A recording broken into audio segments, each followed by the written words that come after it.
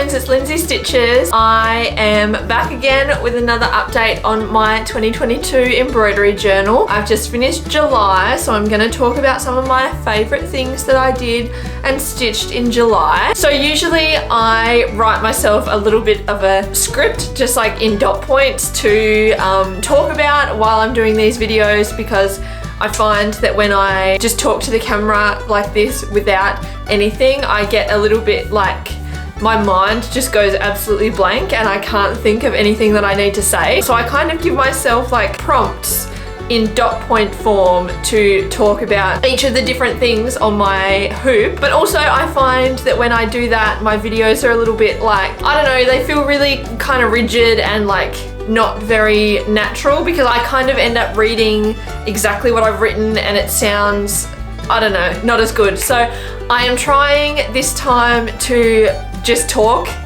without a script. I've just got my diary with everything written in it, and I've got my hoop to sort of prompt me about what I need to say. So let's see how we go. On the 1st of July, I got home from work and Mosby had managed to find a pink chapstick that I think was on my bedside table. Anyway, he obviously had taken that into the bed and chewed it up. So I got home and the white sheet was just covered in pink chapstick. So for that I stitched my little pink chapstick there. Because of that, I ended up having to go and buy new sheets because that was our only fitted sheet. So I ended up going to Adair's.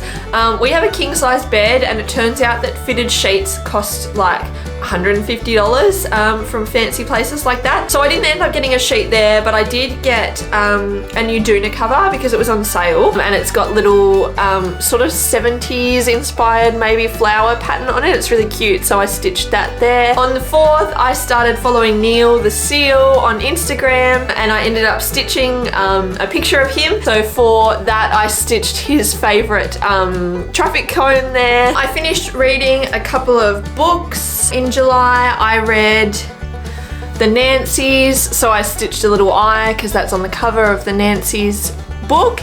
And I finished reading Stolen Focus, which I didn't try very hard for that one. I just stitched a little square rectangle book shape with blue. On the 7th of July, I realized that the North Pole is not actually like a place. I thought that there was like a land mass like Antarctica that was at the top of the earth. Anyway, not the case. For that, I stitched basically the North Pole, which is like the little sign. On the 8th, I finally was like formally introduced to the man at the train station who is there to like greet people every morning. His name is Barry, so I just stitched Barry there. On the 9th, I got 100% on an assignment, so I just stitched 100% there. On the 10th, I reprinted my tidy stitch labels for my threads and organized them, so I stitched one of the little cards there. On the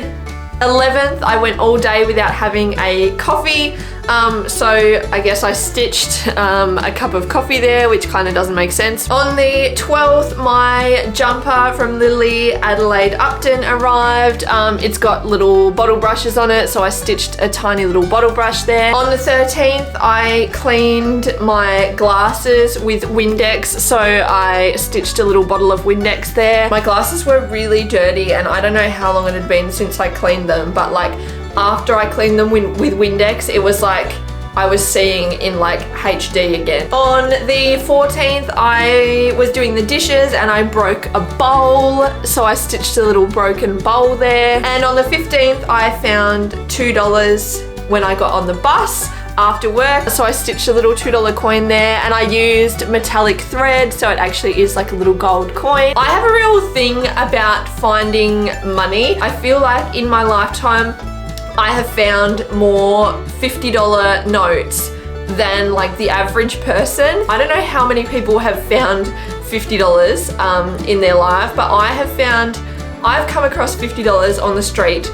3 times, and one time there was actually $70. When I was a teenager, I was in the car with my mum and we were driving home and I spotted $50 on the road and I made her stop and I was like, I'm going to get this money. Anyway, I got out of the car, I went to pick up the $50 and like a meter away there was a $20 note as well, and I was like, whoa, I'm rich, this is insane. So anyway, I scored myself $70 that day, and then since then I have found $50 2 more times, which is possibly why I have this recurring dream where I find a coin on the ground and I go to pick it up, and then there's like another coin, and then I pick that up and there's another one, and then there's just all this money on the ground. So finding money is just really strange and funny to me. I really enjoy it and I feel like it's like a good omen. On the 17th, I went to House of Hobby in Perth for hobby club. So I went and started stitching my things for July. I didn't get very many done, but it was nice to go and spend time with other people doing their things. So I just stitched a little HOH there for House of Hobby. On the 18th, I finished stitching a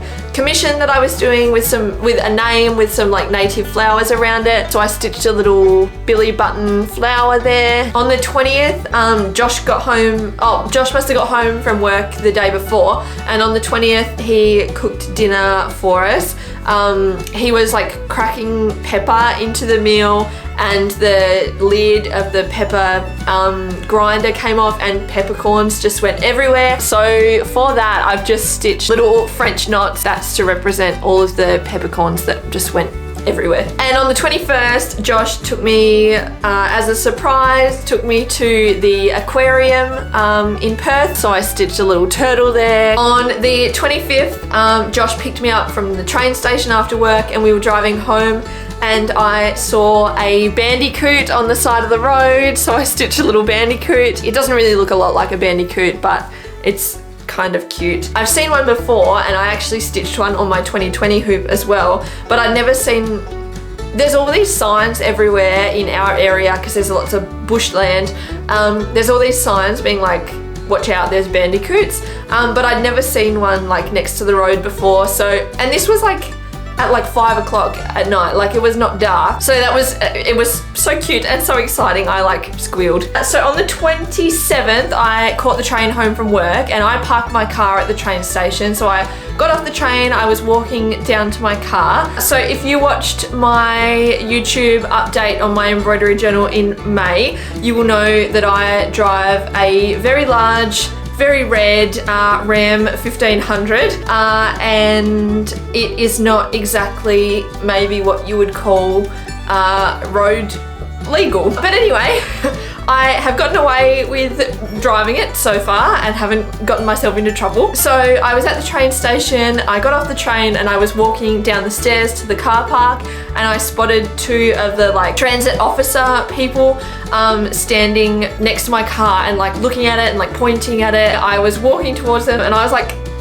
is there something I can help you with? And the guy was like, oh yeah, we just have to give you an infringement for this. And I was like, oh shit, okay. And then he was like, just joking.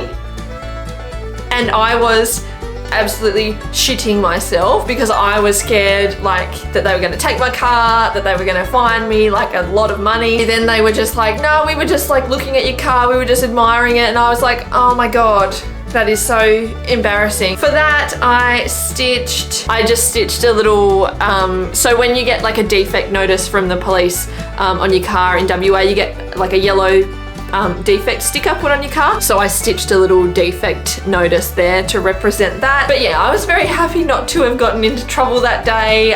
It was terrifying, but also hilarious. On the 28th, I came up with an idea for an embroidery thing that I want to do. I come up with a million ideas all the time and never have enough motivation to actually do them. So potentially it could be something that I just start doing and then never actually finish. I won't tell you about it now, but I asked people on Instagram for like quintessential Tasmanian things, and one of the most suggested things was the giant spud, which is at Sassafras up in the northwest. So for that I stitched the giant spud there. On the 30th I went to Galati's to do my fruit and vegetable shopping, and I stitched a little avocado because avocados were only 39 cents. The other day I saw a tweet that was posted on Instagram that said something about like avocados being the thing we've been made to feel guilty, firstly for buying and then now for not buying, because you know we got bullied about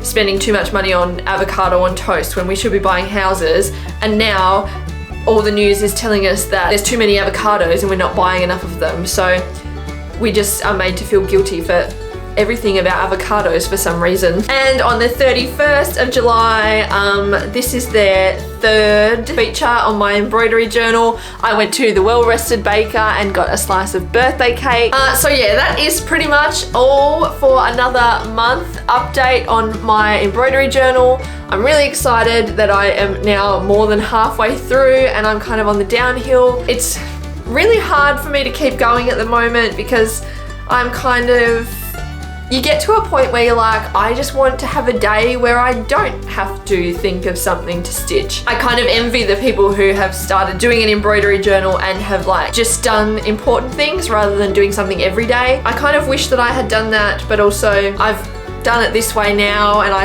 I can't not finish it. I also think that because the first one I did was in 2020 and that was kind of the start of my journey over to Western Australia, and this month, August and September, Josh and I are actually going back over to Tassie to finally pick up our car from over there and drive back over to WA. It's kind of like the final part of our move from Tassie over to WA. So I think that 2022 is kind of a good year to have done. Hopefully we get that done in the next month or so, 6 weeks or something, and I'll be able to stitch about that next time. But yeah, it's really tough sometimes to try and think of something that's sort of positive to put on here. Sometimes it's just boring days and I just have nothing to stitch on there, but what can you do? If you have any questions, let me know in the comments. I also wanted to say that I really appreciate people subscribing to my channel and watching my videos. My first video about starting your own embroidery journal is my most popular one. It has over 2,000 views now, which is really scary because I would absolutely never speak in front of 2,000 plus people, so it's kind of terrifying. My like analytics tell me that my videos have had like over 100 hours of watch time, which is really scary as well because I can't imagine somebody listening to me for 100 hours. Not that it's an individual person, but like imagining myself talking for 100 hours is just like so draining. So I am surprised that you have all been watching my videos. I really appreciate it and I love it when people subscribe and like my videos and comment things. So keep doing it. Yeah, I will see you on the next video. Bye.